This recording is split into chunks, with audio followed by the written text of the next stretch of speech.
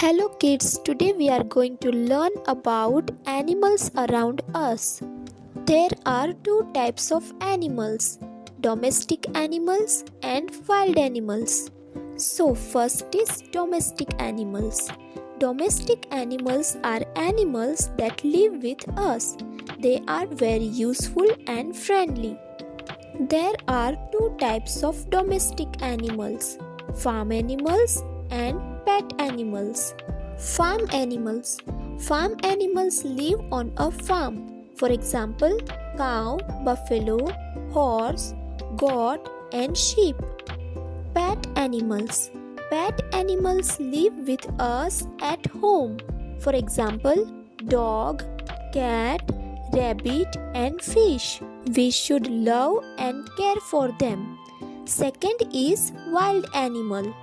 Wild animals live in a forest. For example, lion, tiger, monkey, and elephant. Thank you. See you soon.